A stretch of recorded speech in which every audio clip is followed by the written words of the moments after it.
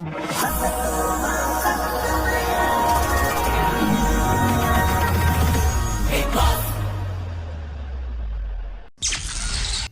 ദിവസം രാവിലെ 9 മണി. എൻ്റെ ജീവിതം ആരംഭിക്കുന്നത് ധോലക്പൂരിലാണ്. ഞാൻ ജനിക്കുന്നതൊക്കെ അവിടെയാണ്. പിന്നെ എൻ്റെ അച്ഛനാണ് എന്നെ കഷ്ടപ്പെടുത്തൊക്കെ വളർത്തിയത്.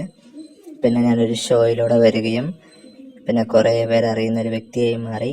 ആഫ്റ്റർ എ ലോങ് ടൈം, ഇപ്പോൾ കുറച്ചായിട്ട് എൻ്റെ ഷോയുടെ ഓൾഡ് എപ്പിസോഡാണ് ഇപ്പോൾ ടെലിവിഷനിലൂടെ ടെലികാസ്റ്റ് ചെയ്തുകൊണ്ടിരിക്കുന്നത്. പുതുതായിട്ടൊന്നും വരുന്നില്ല.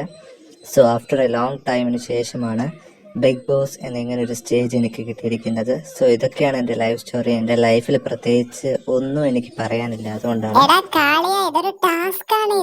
ആ ടാസ്ക് ആണെങ്കിൽ എനിക്ക് എൻ്റെ ലൈഫ് സ്റ്റോറി എനിക്ക് ഇത്രേ പറയാനുള്ളൂ. എനിക്ക് കൂടുതലായിട്ട് ഷെയർ ചെയ്ത കാര്യമില്ല.